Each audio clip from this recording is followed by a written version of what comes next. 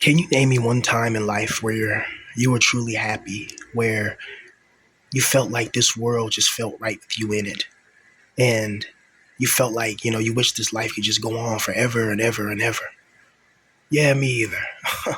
you know, Ever since I could remember, man, I remember life always being a constant battle. I remember this world feeling like I'm in an alien jungle. Literally, I'm on another planet. I'm in another universe. I'm in another. I'm in another freaking jungle. I'm in another biodome. Compared to like all these people that we see around me and around us. People that feel like this. People that are in this state of rejection from society, from the world. Like once you reach a certain age as a man, you're not going to really fit in anywhere except like places where like old men go. And we know old men are cranky, they're angry, they don't like loud noise. And it's like, as I get older, I'm starting to see myself transform into that. I don't like loud noises as much. I don't like all the drama and the nuances of drama. Like, I don't care who's beefing with who. I don't care whose baby mama cheated on this. I don't like gossip. I don't like gossiping about other men. Like, this is a full grown man. Like, I don't give a fuck. I'm not about to sit there and talk about his football stats, go over the sports stats. Like, I'm not that type of person, bro. I don't give a fuck. Because at the end of the day, it doesn't benefit me, you know? And in this normie NPC world, we're conditioned to like things that really that don't benefit us. Like, what really benefits you in this world by being, a wage slave? How does that benefit you? Oh, you may say, well, I have a place to eat, I have a place to live, I have a place. No, you don't. Yeah, all it takes is for to piss your boss off. Your boss can come in, having a bad attitude and just fire you right then and there. And then you're back right, and then you're in the position of a NEET. You know, that's one thing that I didn't like about certain NEETs in like when I was in the NEET community. Because before I made a BP channel, I was all over the Reddit NEET forums. Before they started getting the moderators started getting power trip and started getting the power trip. But one thing about certain NEETs is that they'll look at somebody else that's a NEET and they'll be like, well, at least my life is not that bad. And people told me that about myself. And it's like, well, your life is still bad. You're still in this Stalingrad, this sci-fi Stalingrad with us. Just because, you may have a little bit more amenities and a little bit more accessories, you're not going to escape the toil because we live in a loose energy harvesting farm, a spiritual soul trap matrix made by the demiurge, a god that takes your suffering and increases it so he can have more loose energy from your negative energetic manifestational frequency. Don't listen to anybody who tells you different because they're a fucking liar. You can look into your own life and you can see the agony. You can see the pain. You can see the things that made you went insane. You could see it. You know? This this idea of being a lonely man and thinking that that's normal. It's not normal. It's just something people are forced into. No one wants to be alone. Nobody who has sense will want to be alone without having a woman in his life, honestly. Like, if I had a good girl in my life, bro, I'd be hitting it from the back, making that nanny smack all the time. We'd be smoking, you know what I mean? Coming up with business ideas, maybe, you know, watching anime, going to the beach and seeing that booty jiggle in that bikini, you know what I mean? And get erotic thoughts and erotic ideas, and just actually just feel like a human being. I feel like you don't feel, like you're not a complete human if you don't have a woman in your life, man. Like, you feel like there's something missing about you. You feel like there's a piece of the puzzle that just doesn't fit.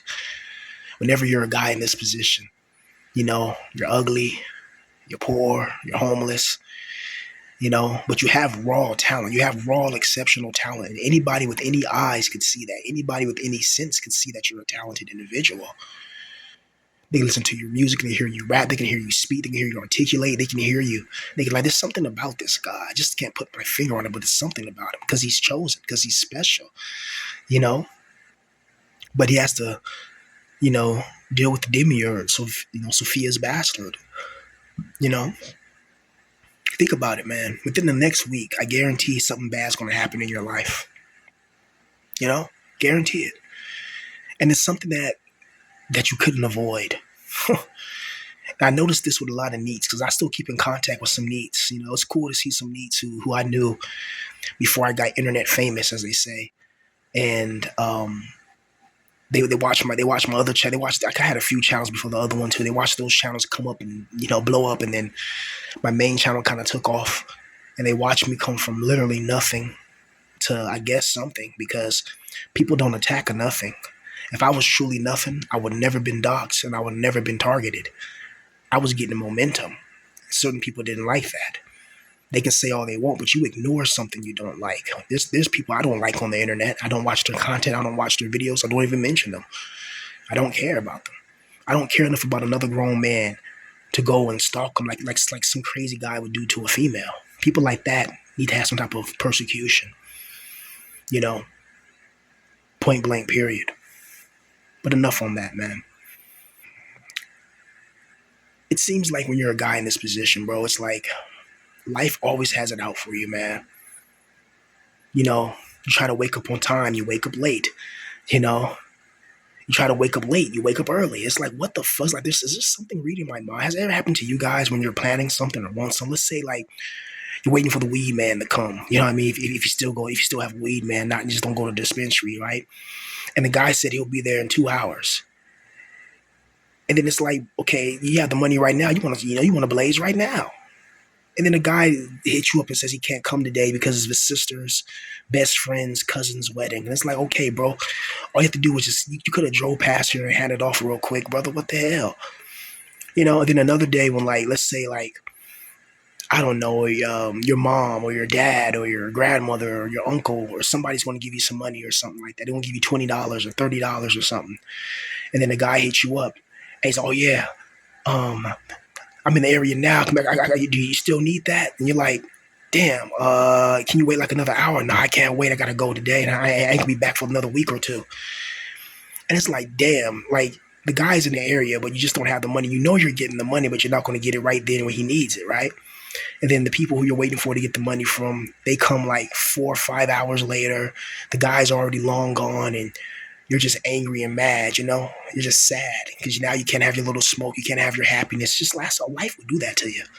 And people will call you weak for pointing that out. The problem is the demiurge has agents.